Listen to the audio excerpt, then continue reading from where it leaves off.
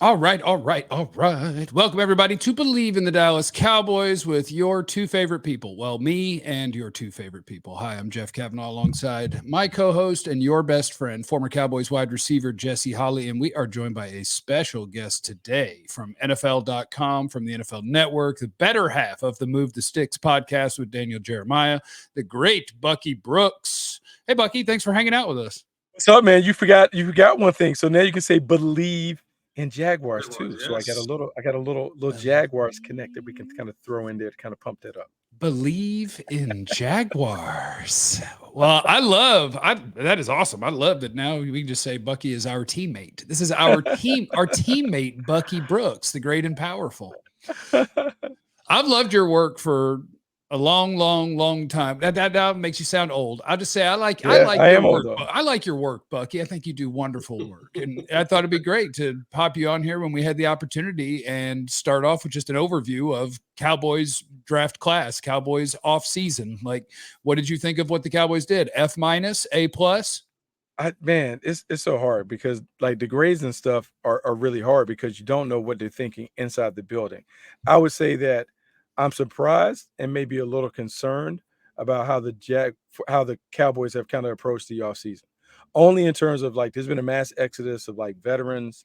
Some of those guys I would say are glue guys. You combine that with the fact that Dan Quinn and Joe Witt leave. I just kind of wonder what the direction is. So I'm really worried about like that part of it, like the chemistry and the connectivity. Things have been good. You had 3 straight seasons where you had over 12 wins. Like all that was good. And then the talent part of it, I'm just trying to figure out like how talented is the roster now. For years, they've had a superior roster where you roll out the balls. The team with the star on the side is the more talented team. Then it's about the execution. I don't know if I can confidently say that. And even though they typically do really well on draft day when it comes to drafting bigs, the offensive linemen, and those things, I mean, I don't know. Like, because when I look at the Niners and the Eagles and the Lions and some of the teams that are the top teams in the NFC, I can't say that I confidently feel like they closed the gap on the competition. But when you look at what nationally, right? When Jerry Jones and Stephen Jones and they came out with the all-in, whatever that was or is or the meaning of it, whatever that means. Whoops. From a national perspective, what does that sound like to y'all? Like, I know what it sounds like to us locally because we're around Jerry and Stephen and we hear the circumcised the mosquito lines all the time from Jerry Jones.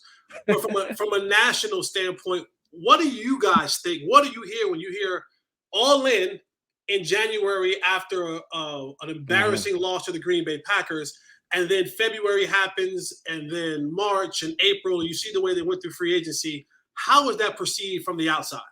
So as soon as I hear all in, I was like, oh boy, it's about to be a spending free. They're going to go and get some blue chippers.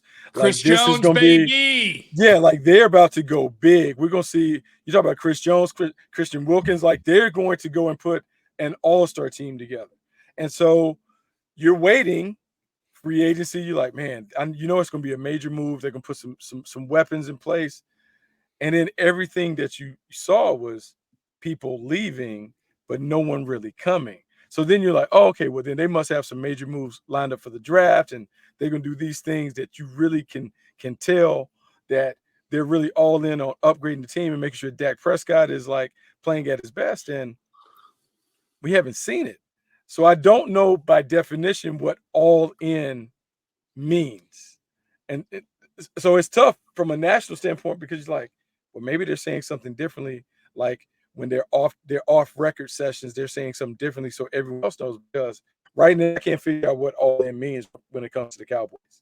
They don't know either. They don't know. They have no idea. I mean, they're all in on whoever is actually here. I do need to knock something out real quick, gentlemen. I just want you to know that this broadcast, and Bucky, I don't know if you're squared away for your reads, if you're ready for your reads. Bet Online, your number one source for all your summer sports this season: MLB, golf, NBA, NHL, playoff stats, all the latest stats, news, and scores available to follow your favorite teams. Get the latest odds and lines, including the latest team matchups, player props, and odds on just about every sport out there.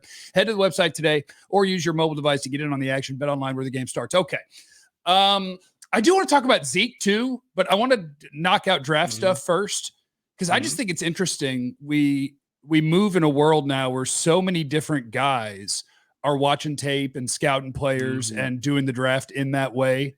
And, as somebody who's done it for real, I just wanted to get your thoughts on the Cowboys having the 24th pick, trading it, ending up picking 29th. They end up with Tyler Guyton. They left guys like Jordan Morgan, Graham Barton, Terrion Arnold on the board. And their reward for doing that is Cooper Beebe later. I guess just take me through all of that. Do you like that at 29? Did you have somebody you would have loved at 24? Obviously, they got great value in a trade back. Take me through your process of the Cowboys' first pick. So interestingly enough, like I kind of thought that Tyler Guyton would be there at 24, might be their guy at 24, because you're looking at the offensive line, and I'm of the belief that, hey, you want to put the best 5 out there. So, man, Tyler Smith's been so good at guard. Like, do you really want to move him out to tackles? And so I was like, you don't really want to do that. So then they go and get Guyton, and like everyone who has been around Oklahoma would tell you, like, he's one of the more gifted and talented players that they've had come through there. Like, just his natural athleticism, the way he moves, all of that stuff is like at an A+ level. Hasn't put it together. So now, can he put it together quickly to be a rookie starter when you really need him to play at a high level, because Dak Prescott needs to play at a high level?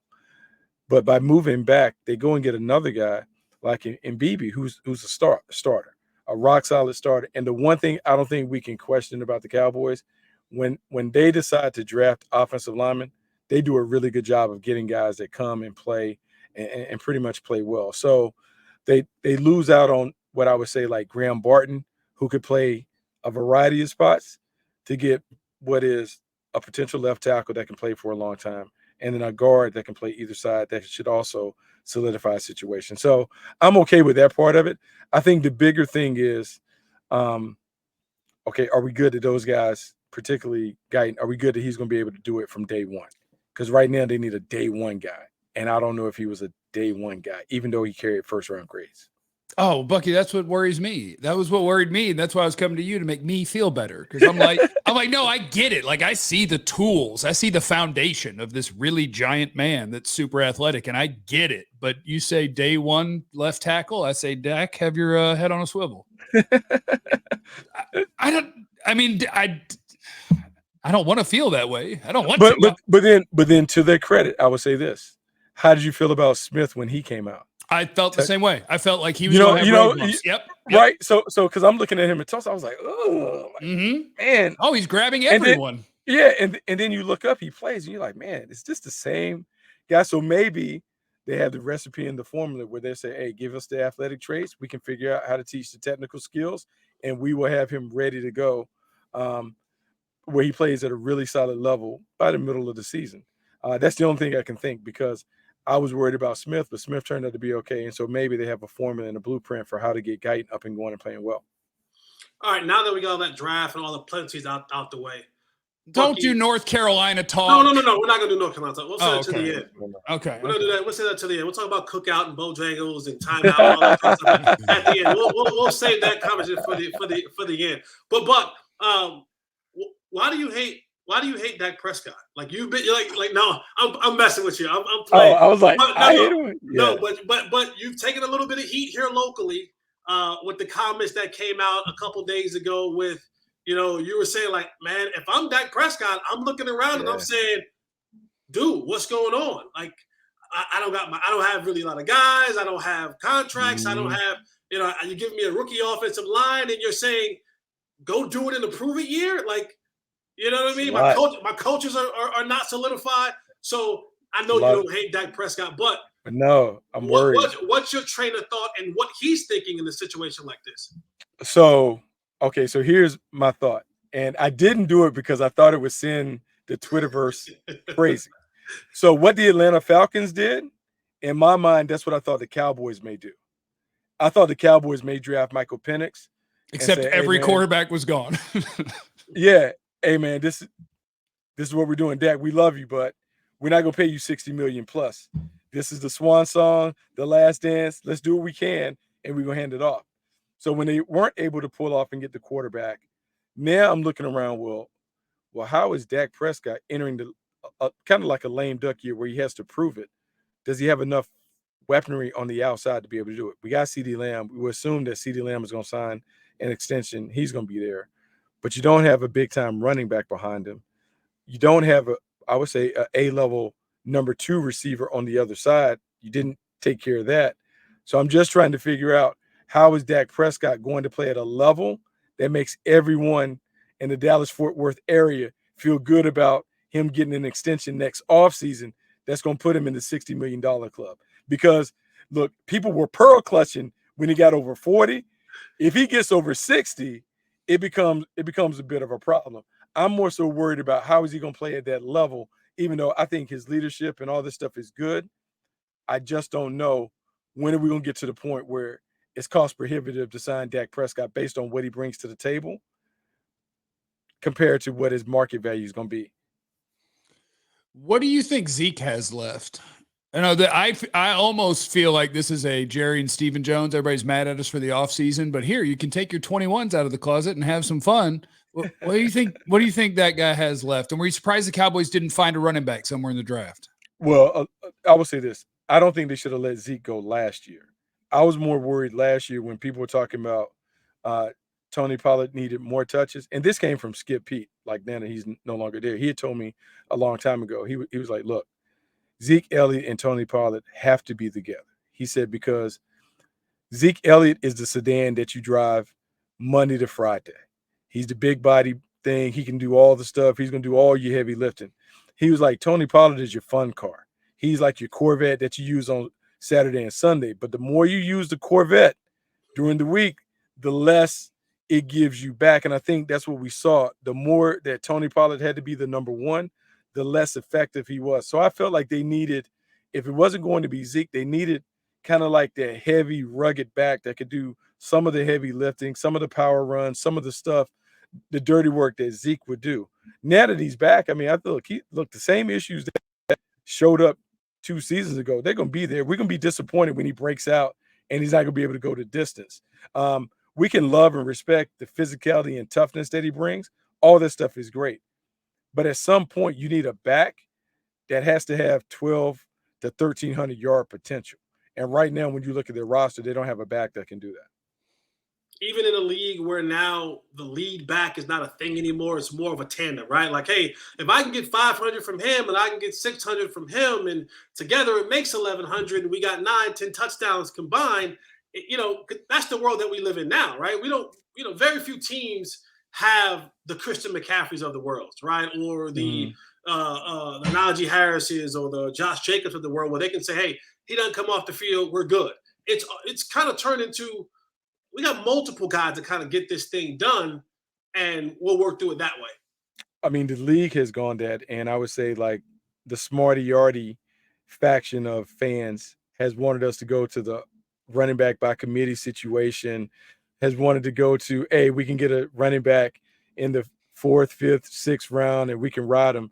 But what happens is those guys can kind of give you that flash for like a year or two, but they don't move the needle when it comes to the defensive coordinator prepping for the guy. So when the defensive coordinator preps for Zeke in his prime, it changes the way that you have to defend them. Hey, we got to put an extra defender in the box. We got to leave some one-on-ones because we can't let Zeke go crazy. When we're dealing with a running back by committee situation, that back can hurt you, but it's more like paper cuts. You know what I'm saying? It's not a full-on gas. You're more annoyed that he gets his 100 yards, but it doesn't change the way to go. The only way that I can see the running back by committee situation really working, the better the quarterback, the lesser the need for the back to be a high-end guy. But if your quarterback is not one of those A-level guys, then you need to have an A-level running back. So the running back and the quarterback are married. So then the question becomes in Dallas, well, how good do we really believe Dak Prescott is? Because if we believe that he needs to be in the conversation with Josh Allen, Patrick Mahomes, and those guys, well, then we can get that. But if we don't believe that, then the back becomes a more important piece of the puzzle. Boy, I'm really excited for Smarty this. Artie Cavanaugh, take it away. No, I'm just really excited for this B plus quarterback and this C minus running backs, and to see what they're going to do in the year of all in. I'm really like that was my thing about their running backs, because yes, I'm on the side where it's like, oh, don't give running backs big money, don't use a high pick on a running back, and all those different things. But now I'm looking at the Cowboys running back room, and I'm like, God, you guys are really testing me. Like, you're going league minimum 29-year-old and total like UDFA, like we don't care at all. And I think they went beyond me. That's going far. So now I agree with your theory, just with like a little twist. So when I was with the Carolina Panthers, we believed in draft a running back high, ride him till the wheels fall off, wear him out. The year before the last year of his deal, draft another one high, and never give him the second contract. So, for instance, everyone was mad at the New York Giants for the way that they treated Saquon Barkley. But if you really take the emotion out of it, if you're the general manager, that's how you're supposed to do it. Hey, Saquon, we love you. So you know what? We love you so much that at the end of your 5 years, we're going to slap the tag on you. Oh, wow, you played really well with the tag. We'll double bang it. So for 7 years, we've had a marquee running back, and you just let people know this is what we do. So when you come here, hey, all that holdout stuff or whatever, we're not doing it. To me, that's how you play the running back situation. So if Bijan Robinson comes to the Cowboys, hey, Bijan, this is great, but I'm going to let you know right up front, before you and your agent get mad, you're going to play on these original terms, and then we're going to slap the franchise tag on you once, maybe twice. That's it. So you can hold out, but the holdouts are prohibitive now. So now, if you are okay being the butthole general manager, that's how you play it out. That's because when you take a guy late, and if he hits, now you have to pay him at the end of year 4 if you feel obligated, or you just keep churning. I just don't think most general managers have the stones to be like, no, we're never paying a running back, ever, and stick with it. Yeah, especially the Joneses. All you got to do is go to Cabo. Go to Cabo for a little bit, you'll get the contract, and then they'll be ready to cut you immediately. Jumping over to the other side of the football, Mike Zimmer comes in. We know what he is and what he's been for the Cowboys early in the 90s, what he was in Minnesota. But it's a very unique situation because you're handed somewhat of a talented card, but you're also handed the card of, you got 6 months to figure this out. You got 6 to 9 months to figure this out because you don't have a deal technically past this year if they don't bring back Mike McCarthy, and he wants you back for another year. So you got guys like Micah Parsons, right? You can consider him whatever you want to consider him. Where he's at in the league is one of the top players in the National Football League on defense. You got Deron Bland coming off a Pro Bowl year. You're getting Trayvon Diggs back from the knee injury, and hopefully you get him back sooner than later into that Pro Bowl form that he was. You got Tank, you got your draft picks. How do you see Zim putting this thing together to put a dominating defense that can stop the run game when it matters the most for the Cowboys? I think what's interesting when you go and you look at the depth chart, Micah Parsons listed at left defensive end. So to me, the first thing was like, oh, they're not going to be real cute and have him kind of floating around and moving. Like, he's going to be a defensive end. Like, maybe that's how they're going to treat him. First conversation that Zimmer had to have, he needs to have a conversation with Tank, because I don't think Tank has played at the level that we've treated him in terms of being like one of the stars. He has to be a dominant player to really complement Micah Parsons. He hasn't really been that. So that would be the concern. Inside, look, you're going to get – Jeff is going to fight you on that. That's fine. It's fine. Fight you on that. It's fine. I think if you want sacks, you could be disappointed in Tank. If you want football player, I think Tank is still a monster. I mean, he's a good football player, but then here would be the thing. If Tank is going to be what we call that rock solid base end, like for lesser terms, like he's going to be the complementary rusher on the backside of the dominant, well, then you need Micah Parsons to be over there full time to be able to get the full complement. When he's moving around, they didn't have a other guy to command enough attention to allow Tank to be solid and effective as that complement. But if Parsons is going to be there, that's the thing. But then when you move Parsons from linebacker there, who's going to be the runaround playmaker? Leighton Vander Esch is in there. Like, somebody has to be the sideline to sideline playmaker. So I just wonder, is Zim going to be creative enough with the double A-gap mug packages and all that to create the kind of disruption to allow them to then be able to put Deron Bland and Trayvon Diggs in situations where they now can get tips and overthrows in obvious passing situations. Because if you can't get it on my guys are better than your guys, well, now I got to manufacture it with pressure, and I got to do it on early down so I can get my corners to be able to play in a way that's comfortable for them. What did you think about the Cowboys' second-round pick, Marshawn Kneeland, and his ability to contribute as a rookie? He has to play right away. Like he's a good player. He was a really good player, and there was some buzz about him going. So I think they hit it big on him, and he potentially could give them that guy where maybe he can't come in, and then Micah can go and be the move around player. Because really, when you look at it, Micah really has been tearing up guards. He's been able to really get those one-on-one wins against guards, and when they're able to kind of find a way to get them on backs and those other things. So Kneeland has to play and play well right away. It's only scary because, like, how often can we count on a rookie to come and just hit it right out the gate? It's uncommon, particularly we're talking about a second-round pick to come and, hey, man, now we got to command attention, and he's going to give us that steady production. So you're hopeful, but right now, when we're talking about the Cowboys on both sides of the ball, if this is spades, we got a lot of possibles. We don't have books that we can say, hey, man, I got you 4 over here, Jesse. What you got? Like, I got 1 and 3 possibles. Why did you assume Jesse was your spades partner? I don't understand. He would assume right. I don't know. He would assume right.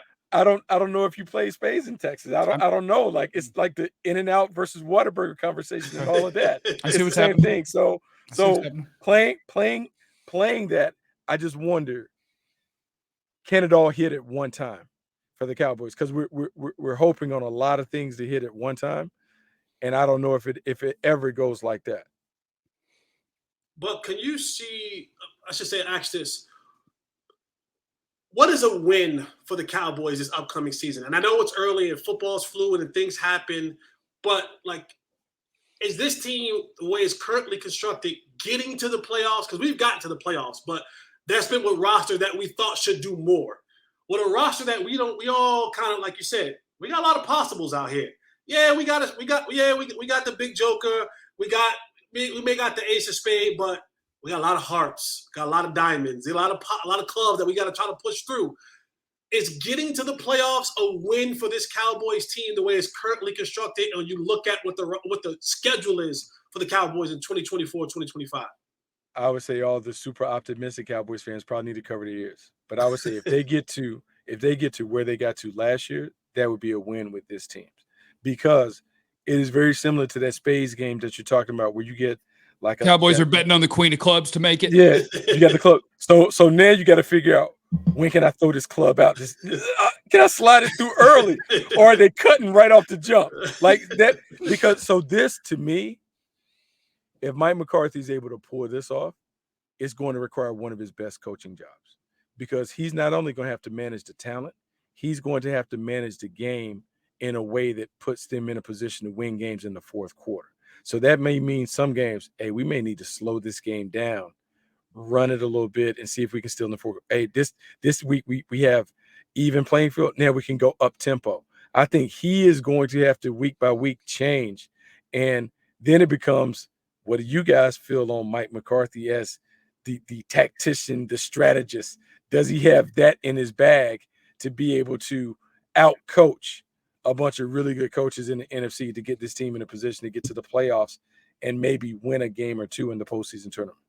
Man, that's I don't cut you off, Jet. That's an interesting, like, you just opened up another box, because you go 12 wins the last 3 years with Mike McCarthy and with great expectation. And now you come to a place where you're saying, it ain't much great expectation, but if he's able to wheel and deal this thing to at least a playoff berth, does that give the vote of confidence from the Joneses to say, I guess we give him another year, we give him 2 more years, or do they go? It doesn't. Yeah, Right. It's Bill Belichick's job. What are you talking about? Okay. Yeah, it doesn't. Like, so we can say that, man, you know that fan base. If the Cowboys go 10-7, they go 10-7, say they're the 6th seed. Are we happy in Dallas? Mm-mm. No. So, man, it's a setup is what it is. It's a setup not only for the head coach, it's a setup for the quarterback. I If agree. they go 10-7, man, Dak can play his tail off to get this team to 10-7. But no one is going to hear the nuanced conversation because in Dallas, the expectation is, oh, they're good enough. And because I'm looking at CeeDee Lamb, and I love Brandon Cooks. Brandon Cooks is one of my favorite guys, like having known him forever. But man, is Brandon Cooks going to command enough attention to lighten the load on CeeDee Lamb? And beyond that, Nobody beyond that. who's the third? Jalen Tolbert, obviously. Right. Okay, so let's use the Bill Belichick theory. We're going to double CeeDee Lamb. We're going to put our best corner on Brandon Cooks. Who is getting open? Oh, yeah. Like, Jalen Tolbert's going to tear him up. Right. TE1, baby. Let's go. Right. TE1. Ferg. Right. Let's Give go, it to Ferg. Let's go, Ferg. Kelsey 2.0. Right. So now we got that. And we might not be good enough to run the football. Like, so that's the thing, because in the past, you're like, oh, we're going to run you out of that. And we're just going to have to run it and get them out.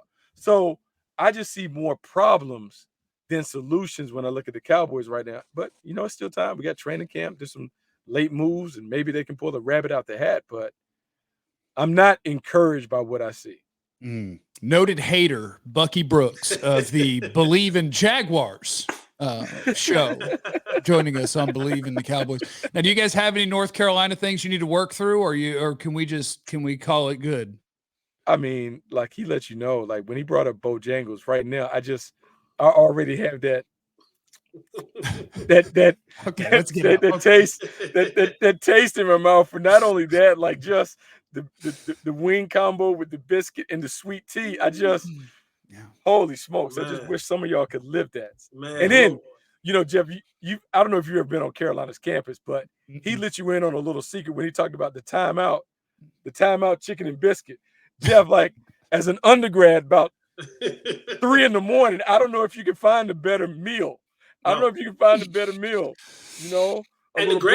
greatest part about that is the biscuit and other things have been out there for 17 hours. It's been out there for 37 hours. I'm just going to tell you that right now. I love that. I get that Popeyes, yeah. Listen, but when you sliding through there and it's 2 a.m.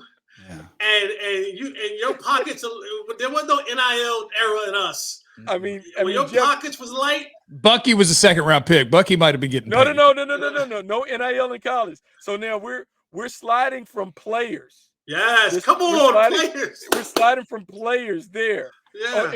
If it's Thursday through Saturday, we're sliding from players. If it's early in the week, we may be at He's Not Here with a big old blue cup, and we can just walk across the street and get there. But there's nothing like it, Jeff. I mean, I wish we could take you on a field trip there.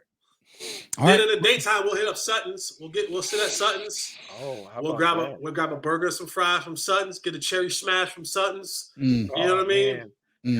Top of the hill. Top of the hill. I get you a beer from Top of the Hill, Jeff. Yeah, of course, yes. There, man, and just relax, man. Just have a good time. Congrats to whatever percentage of our listening audience knows what they're talking about. Then when Apple Chill comes through, go out there and all the locals come around. You get to see folks from Durham, and we'll let you know. Hey, and don't let the basketball team win anything, Jeff. Don't let the basketball team, because then we got to go to Franklin Street and we just got to tear Franklin Street up just on GP. Just on general principle, we got to go. Okay. Bucky, is there anything else you want to promote other than Bleav in Jaguars? No, man, just check us out. Bleav in Jaguars, trying to get that up and going. Making sure we talk about all things Jags, all the NFL stuff. You laid it out in a brilliant introduction. So the Cowboys want Zay Jones. So the Cowboys kick the tires on Zay Jones as a number 2B or 2A or 2 something. 3 even. 3. Absolutely. And here's why. He has legacy. His dad, Robert Jones, played for the Cowboys for a long time. But I will also say this. Zay Jones will increase the IQ in that wide receiver room. I cannot tell you how many times he subtly makes the fixes on the field. And if you think about what they have, he would be the perfect insurance policy to have in case Tolbert is not ready, because he can go and he will be the guy that can know X, Z, F, and be able to bounce around no matter where it is. To me, he would be perfect with them, and they'll have the opportunity to get him on the cheap, because money's tight right now. When you hit the streets now, this is the worst time to hit the streets. They can get him now, man. They can get him on the cheap right now and bring him in, and he could be a nice contributor for him. Thank you, Bucky. We Thank you, appreciate brother. you. Avery, thanks for having me. Go Heels. All right. Remember, everybody, you have no idea what anyone's going through, so be cool to everyone. We love you. Be easy. Eliminate the contingencies.